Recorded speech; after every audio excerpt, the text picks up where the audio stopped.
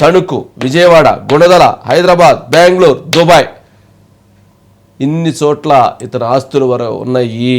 వీటికి సంబంధించినటువంటి దాంట్లో ఇతను అంటే 22A అనే దాన్ని వీళ్ళు క్యాష్ చేసుకోవాలి. గతంలో ప్రభుత్వంలో 2023 టైంలో 22A ఫ్రీ హోల్డ్స్ సంబంధించినటువంటి ల్యాండ్స్ని వాటన్నిటిని బయటపెట్టేటువంటి క్రమంలో వీరు తెగబడ్డారు.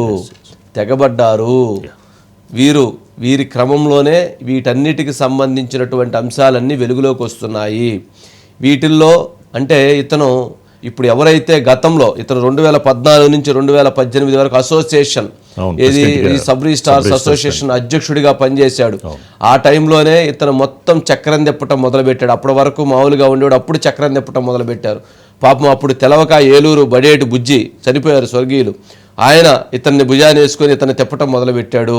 ఇప్పుడు పాపం తెలిసో తెలియకో ఎవరైతే ఏలూరు శాసనసభ్యులైనటువంటి బడేటి చంటి గారు, మీకు తెలుసో తెలియదో మీరు ఇతన్ని తీసుకొని ఇప్పుడు అందరి దగ్గరికి తీసుకువెళ్ళి ఇతనికి సహాయం చెయ్యండి అని చెప్పని మీరేదో మీ ఇన్ఫ్లుయెన్స్ ఉపయోగిస్తున్నారనేటువంటి సమాచారం అందుతూ ఉంది.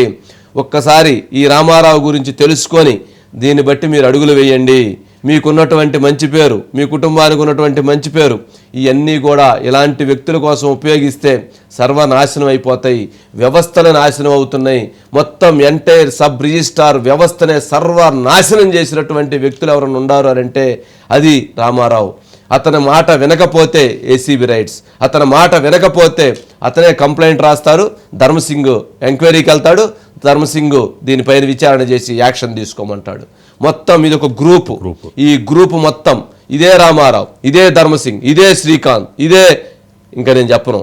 వీళ్ళందరూ ఎక్కడికి వెళ్ళారు, ఎక్కడెక్కడ కూర్చున్నారు, ఎక్కడెక్కడ మాట్లాడుకున్నారు, ఏమేమి మాట్లాడుకున్నారు, వీళ్ళందరూ స్కెచ్ ఎలా జరిగింది, వీళ్ళందరితో పాటు ఎవరెవరు ఉన్నారు, వీళ్ళ డ్యాన్సులేంటి, వీళ్ళ చిందులేంటి, వీళ్ళ తైతక్కలేంటి, వీళ్ళ వ్యవహారాలన్నీ గానా బజారా వ్యవహారం మొత్తం కూడా పోసగుచ్చినట్లు చెప్తా.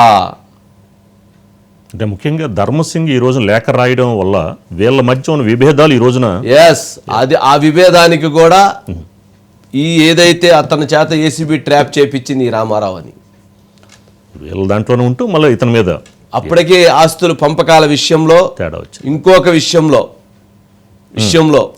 డిస్టర్బెన్స్ వచ్చి ఏది ఆ వయసులో డిస్టర్బెన్స్ వచ్చి గొడవలు వచ్చి ఘర్షణలు పడి ఆడదాకి వెళ్ళి ఇవన్నీ జరిగినాయి అనేటువంటిది.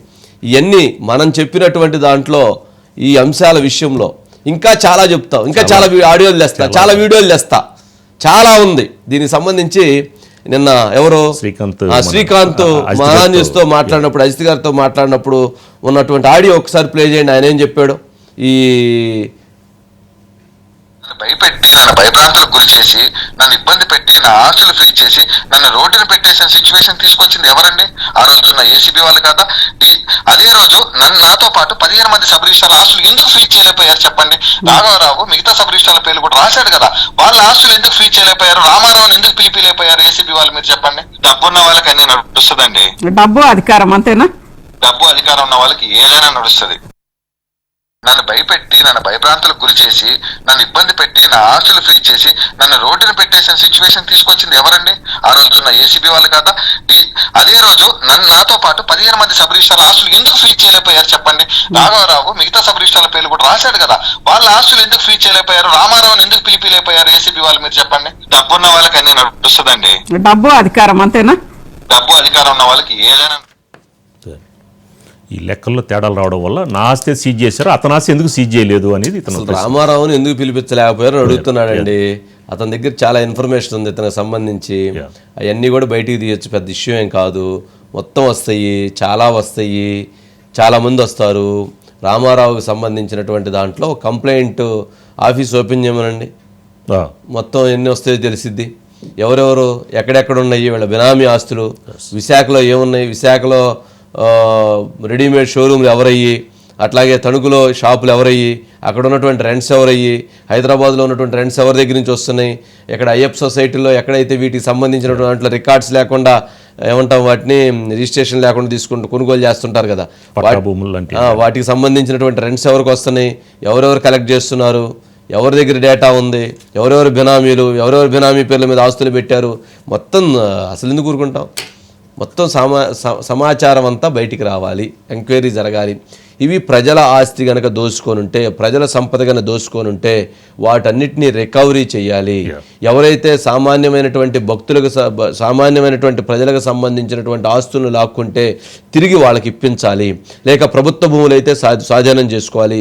ప్రభుత్వాన్ని అడ్డం పెట్టుకొని, వ్యవస్థలను అడ్డం పెట్టుకొని ఈ రకమైనటువంటి దోపిడీ చేశారు కాబట్టి వాటికి సంబంధించినటువంటి వాటన్ని రికవరీ కింద, రికవరీ యాక్ట్ కింద మొత్తం రికవరీ చేయాలి.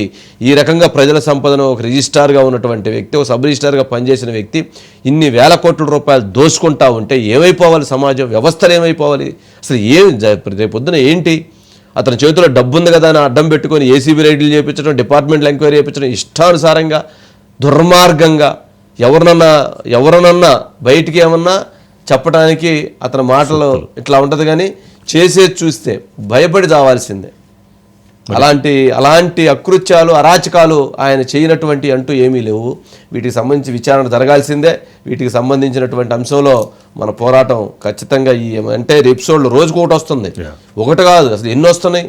ఇప్పుడు ఆ ఏసీబీ రైడ్ అయినటువంటి వాళ్ళ చరిత్రలో అసలు ఏమేమి ఉన్నాయి. కొద్దిసేపట్లో ధర్మసింగ్ గారు మాట్లాడిన కూడా ఆడియో కూడా వస్తుంది, అది కూడా వస్తే అది కూడా తీసుకుంటారు. ఇప్పుడు ఇతను ఒక సబ్ రిజిస్టర్ ఇతను 1000 కోట్లు సంపాదించాడంటే మరి లాస్ట్ 5 years వైసీపీ వాళ్ళు అంటే ఇందులో మనం నిన్న కూడా చెప్పాము, సజ్జల రామకృష్ణారెడ్డి గారిది, ధనుంజయ రెడ్డి గారి ప్రమేయం ఈ వ్యవహారాల్లో ఏది ఇతర వ్యవహారాలు లేదు. ల్యాండ్లకు సంబంధించినటువంటి అంశాల్లో ఏమేమి ఉన్నాయి అనేటువంటిది బయటికి తీయాలి. ఇప్పుడు మనకు వస్తున్నటువంటి క్లారిటీ ఏంటంటే ఇందులో రామారావు ప్రమేయం చాలా కీలకము. రామారావు ప్రమేయమే కీలకము. ధర్మసింగ్ చేశాడు. అట్లాగే ఇతర సబ్ రిజిస్ట్రార్లను బెదిరించి ఇతను ఇక్కడి నుంచి భయపెట్టి వాళ్ళందరి మీద ఎంక్వైరీలు వేస్తానని, కేసులు పెడతానని చెప్పి భయపెట్టి వాళ్ళందరి చేత ఇప్పుడు ఈ ప్రాంతాల్లో వీటన్ని డాక్యుమెంట్లు అన్నీ కూడా చేయించాడు.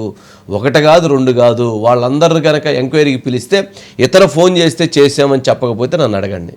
ఇతర రామారావు ఫోన్ చేస్తేనే భయపెడితేనే మేము ఇవన్నీ చేసాము, మీ ఉద్యోగాలు తీసేస్తాం, మీ ఏసీ రైడ్ చేస్తాం. ఏంటండి డిపార్ట్మెంట్లో అతను అరాచకానికి అంతే ఉండదు.